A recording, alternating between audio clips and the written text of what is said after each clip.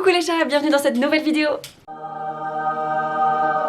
Aujourd'hui, je vous parle de Connor. Plus précisément, je vous parle de ce que ça implique de vivre avec un Américain, parce que ça n'est pas de tout repos, croyez-moi. Simplement, j'ai constaté au fur et à mesure de notre vie commune avec Connor, que des choses prenaient place chez nous, des choses que je ne connaissais pas, que je n'aurais jamais imaginé connaître, que je ne pensais pas un jour avoir dans mon quotidien, dans mon environnement, dans ma maison, dans mon foyer, quoi.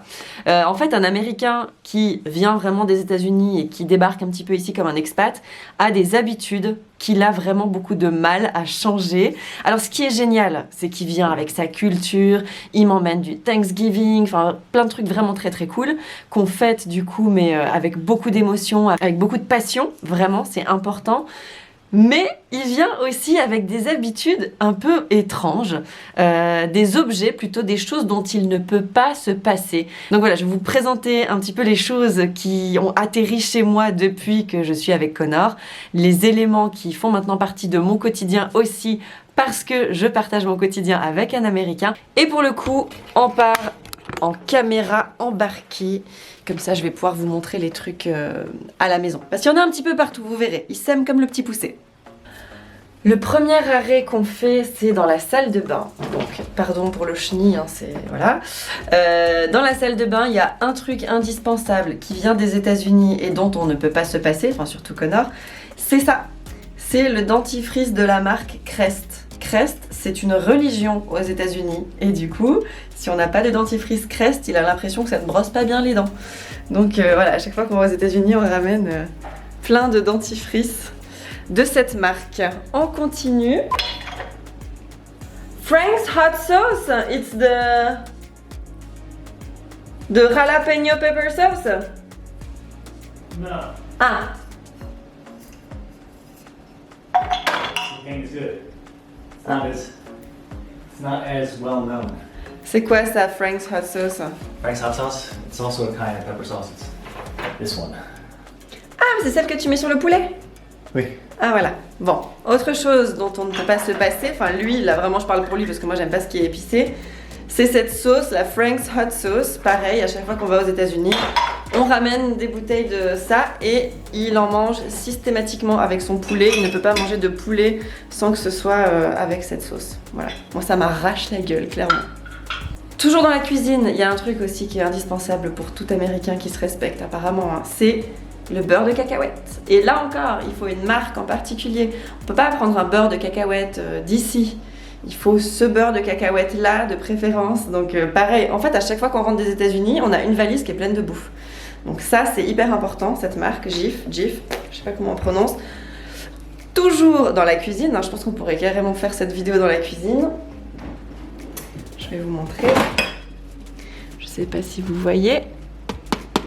Ça, les mac and cheese, les Easy Mac and cheese, bref, des macaronis au fromage, mais vraiment le truc américain de base, avec les petites cornettes et le sachet de poudre orange dans lequel tu rajoutes du lait, du beurre, et c'est bien fatos, bien dégueu. Alors ça par contre, je dois avouer pour les mac and cheese que j'en suis devenue un petit peu accro. C'est rare que j'en mange, mais il y a des fois où j'ai une espèce de lubie, il faut que j'en mange. Pour le point suivant, je vais vous emmener dans la salle de bain du haut et ensuite on redescendra à la cuisine pour la fin.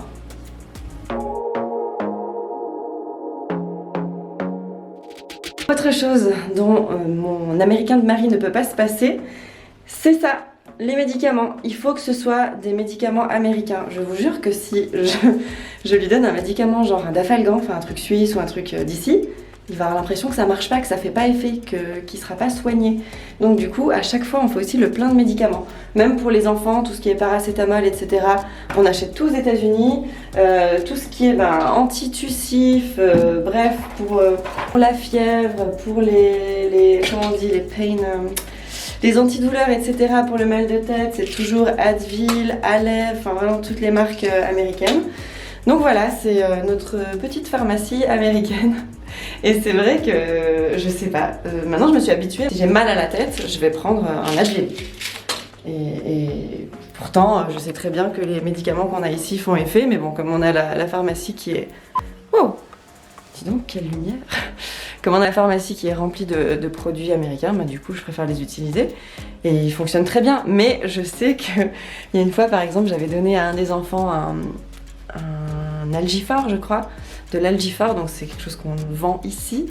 Et ça n'avait pas marché, ça n'avait pas fait baisser la fièvre. Il m'a dit, tu vois, il fallait donner nanana. Je t'avoue, mais non, mais c'est un concours de circonstances, chérie, un concours de circonstances. Ça, c'est les chaussures de sport de Connor. Mais pourquoi tu mets celle-là? That's the most important thing we get in the States. Bah oui, mais c'est pas des chaussures de sport.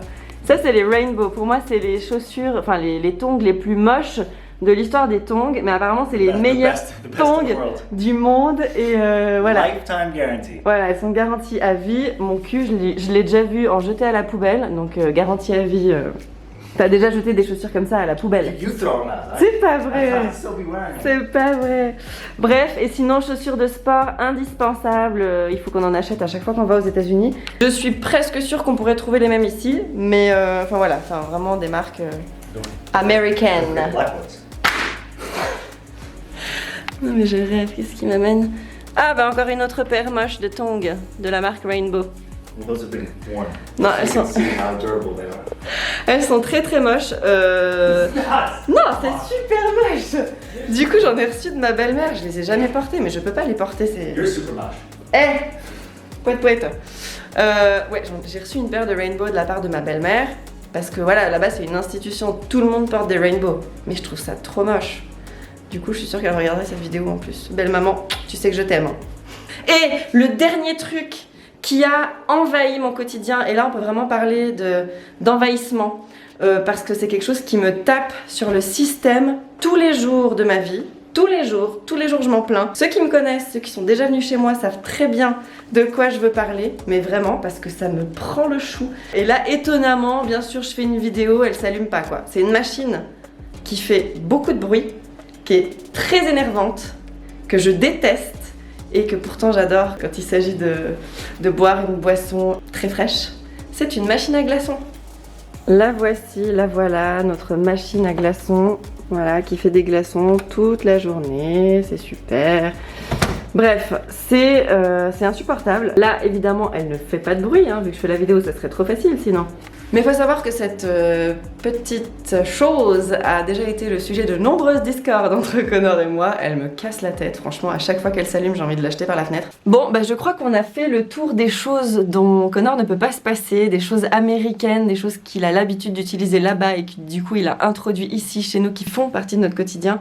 Je ne changerai ça pour rien au monde, évidemment.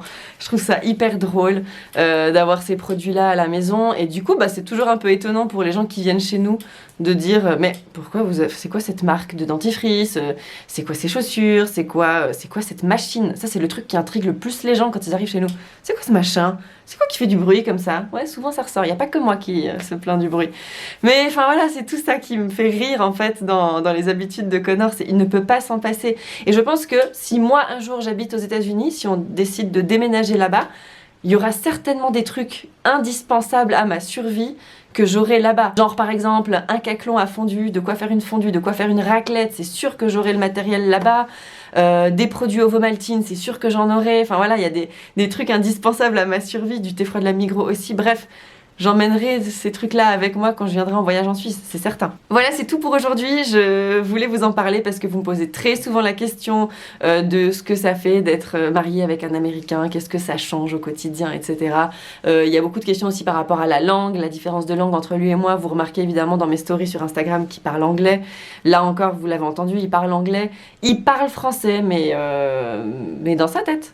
Non, mais en fait, il se gêne, mais il le comprend. Il parle quand même français. Mais voilà, ça reste quand même... c'est pas tous les Américains, attention, je fais pas de généralité, là je parle vraiment de lui. Mais on sent quand même que c'est dans leur gène d'être un petit peu une nation leader. Et de penser que eh ben, c'est eux qui font les meilleurs produits, qui font les meilleurs trucs, les meilleures écoles, les meilleurs machins, les meilleurs docteurs, la meilleure médecine, etc. Voilà. Donc c'est drôle en fait, le constat pour moi il est assez drôle parce que je sais très bien ce dont on est capable ici et je sais très bien que c'est complètement à la hauteur et comparable, etc.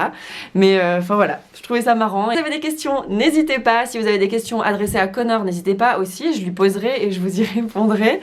Et puis j'ai en train de le motiver surtout à ce qu'on tourne ensemble une nouvelle vidéo parce que je sais qu'à chaque fois qu'on fait des vidéos lui et moi, ça vous plaît. J'ai essayé de le mettre au défi sur un truc, on va voir. Je suis en pourparlers avec lui.